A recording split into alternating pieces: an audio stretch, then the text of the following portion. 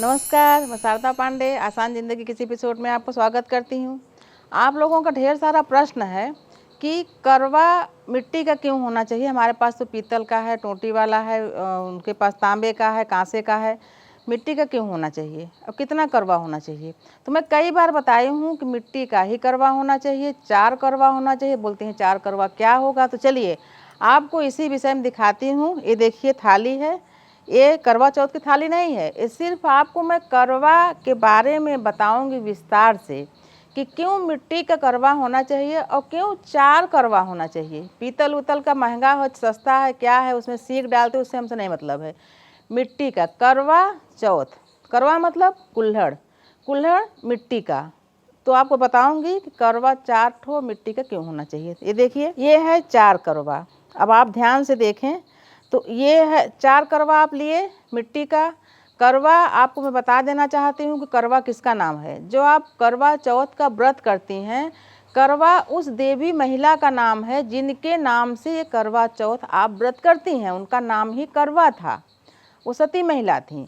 तो करवा यही, इसको हम ठेठ भाषा में कुल्हड़ बोलते हैं, करवा बोलते हैं, कसोरा बोलते हैं। तो ये यही है, तो इसी को आप लें। पीतल का अगर आप पूजा करती हैं तो उसमें ना करें। ये देखिए 4 करवा है, एक में कलश, यानी सभी कार्य मिट्टी के करवे से ही होगा। एक में कलश स्थापित कर लिए, हम आसान ज़िंदगी में पूजा करके भी दिखाए हैं।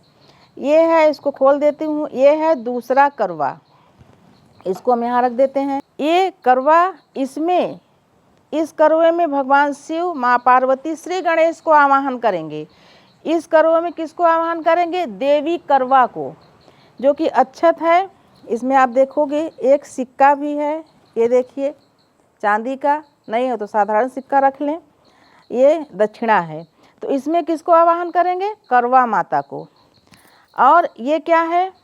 ये है दूध से बनी मिठाई, आप गुलगुला भी रख सकते हैं। दूध से बनी मिठाई है, इसको हम ढक देते हैं।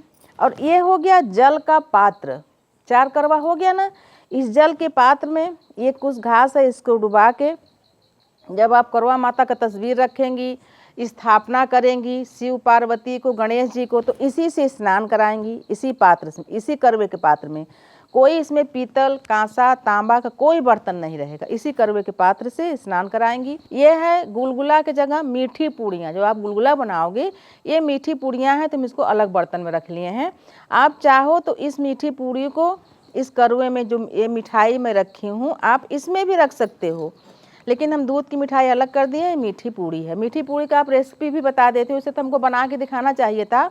जैसे आधा किलो 500 ग्राम आप आटा ले लो, उसमें 50 ग्राम घी डाल के उसको मोयम दे लो। फिर उसमें 200 ग्राम चीनी का शरबत जैसे बना के उसको कड़ा, इसको गूँथ लो। और देखो सुंदर सुंदर ये मीठी पूड़ियाँ हैं, इसका भी प्रसाद चढ़ाओ मीठी पूड़ी का। मैं आपको करवे की विशेषता बता रही हूँ। फिर यही करवा, ये जो करवा पात्र वाला है, पानी का पात्र, यही करवा, ये तो कलश का करवा है ही। इसी करवे से आप सभी पूजा करेंगे। सभी पूजा मतलब भगवान को स्नान कराना हो, हाथ धोना हो, कुछ भी इसी करवे से। उसके बाद जब आप चंद्र को अर्घ देंगी तो इसी करवे में दूध और मिश्री मिला के चंद्र को अर्घ भी देंगी, इसी करवे से।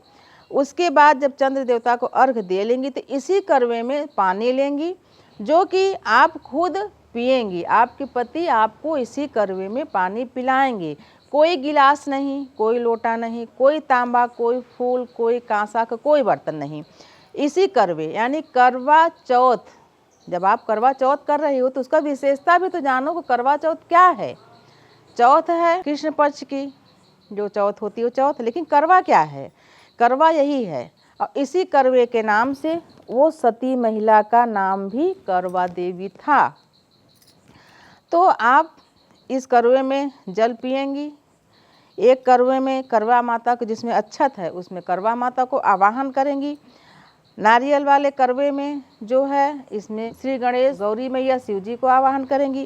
और जो गुलगुला वाला करवा है, वो भाई, जो कि कथा आप पढ़ोगे जब चारों आसान जिंदगी में डला हुआ है, सुने, जिन बहू के भाई नहीं रहे, कथा में ऐसी कथा है, तो जब जाती हैं जंगल में रोते रोते तो नाग देवता उनको मिलते हैं और वो प्रकट होते हैं, पूछते हैं बहन आप क्यों रो रही हो? तो बताएं कि हमारे भाई नहीं है, हमारे अब बाकी जो जेठानियाँ हैं उनके भाई आए, सब चीज़ लिया, हमारा कोई नहीं है, कोई नहीं लाया कुछ।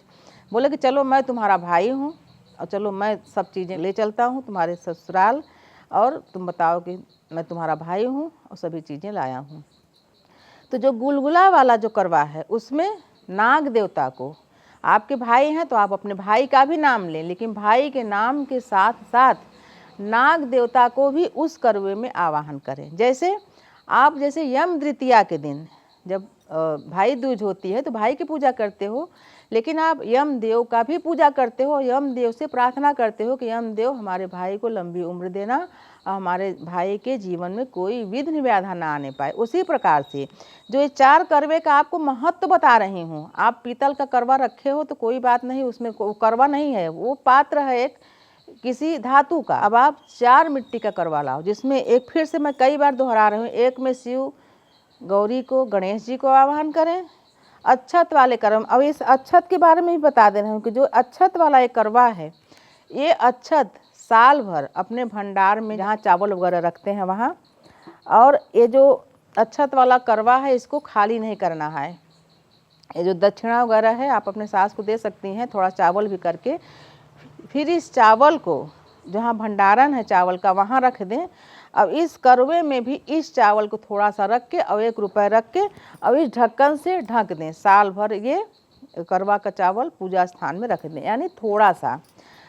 और मिठाई वाले में नाग देवता को, भाई को आवाहन करें, 1 करवे से पानी पीना है। तो आपको मैं जवाब तो देती हूँ, पर आपको विस्तार से समझा दी हूँ कि आप इस बार पीतल के करवे में नहीं, 4 मिट्टी के करवे जो कि ढक्कन सहित रहेंगे, ढक्कन से सब चीज़ें ढकी रहेंगी, पूजा के समय खोल दिए जाएंगे।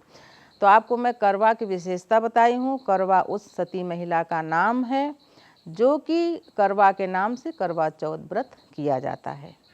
तो इस बार आप ऐसे ही पूजा करें, और आपके प्रश्नों का उत्तर मैं रोज़ देती रहती हूँ। फिर आपका प्रश्न रहता है कि जो वो करवे रहते हैं, जो 4 करवे हैं, क्या उसको हम अगले साल इस्तेमाल कर सकते हैं? तो मैं आपको बताना चाहूँगी, वैसे तो मैं आपको बोलती हूँ कि हाँ कर लो, लेकिन पहली बार जो आप व्रत कर रहे हो उसमें सब नया होना चाहिए। तो जो पानी पीने वाला करवा है इसको आप दोबारा इस्तेमाल नहीं कर सकते, क्योंकि आप इसमें पानी पी लिए हो। जो अक्षत वाला करवा है उसको साफ से भगवान के कमरे में रखे रहोगे, वो चावल रखा रहेगा।